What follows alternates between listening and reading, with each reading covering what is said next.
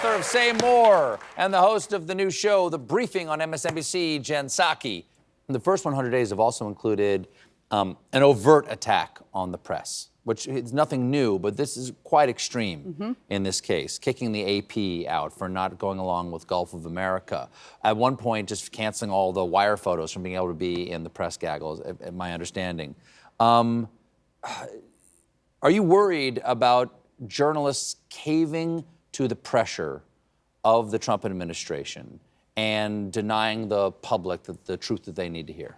Yes. I mean, first of all, when you're kicking out the AP and Bloomberg and Reuters, I mean, these are reporters who are asking things like, what do you say about the bond market? What about these ceasefire negotiations? They're not gotcha questions. They are there to cover the actual news policy making that is happening in any administration. Here's why, though, I'm very concerned, because I think while I'm newly on the media side of things, I've worked with media for more than 2 decades.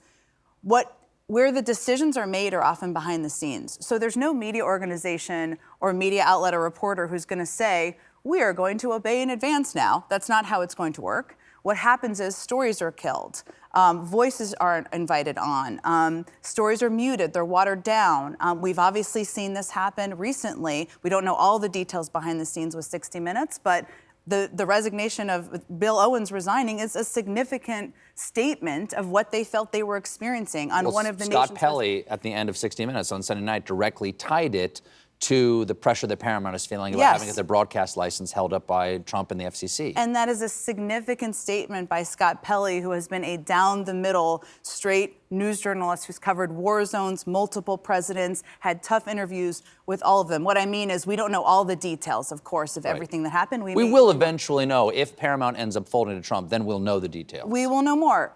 But my concern is that I don't have an insight, you all don't have an insight into every conversation and every editorial meeting that is happening.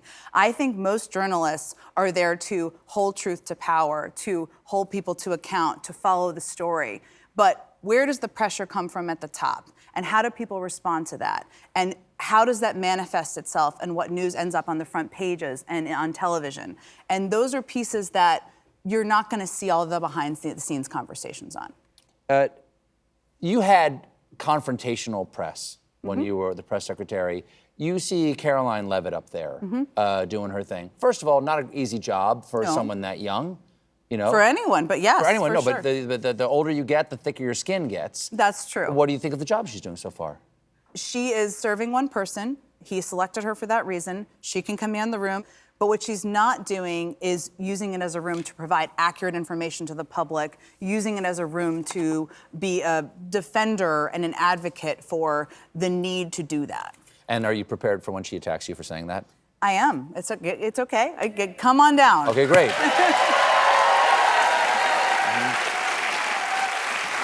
So, again, you've used your experience as a communications professional. You wrote a book called Say More, Communicating at Work, at Home, and in the World. What are the Democrats' biggest communications problems right now? What are they not doing? Well, I think what's pretty clear is not enough of them are fighting. Far too many are still relying on the old tactics of Everlore. But Chuck Schumer... he wrote a very strong letter. With 8 strongly worded questions. What more can you ask of a leader? You left out that part. That's exactly if right. If that's not going to make you shake in your boots, I don't know what is. What'd you make of Pritzker's speech? I thought JB Pritzker, governor of Illinois, I thought it was... there's some JB Pritzker fans here. Sure.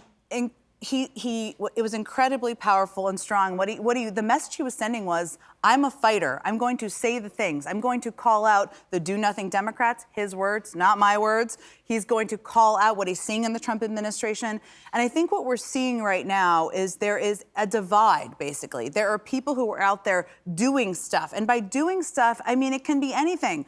Go lead a protest, go to a red state, go hold a town hall, go to El Salvador, whatever it may be. Do stuff. People want to know you're fighting and doing things. If Democrats are going to rely on the tactics of old, they will lose. And so hopefully more people come on to the fighting side.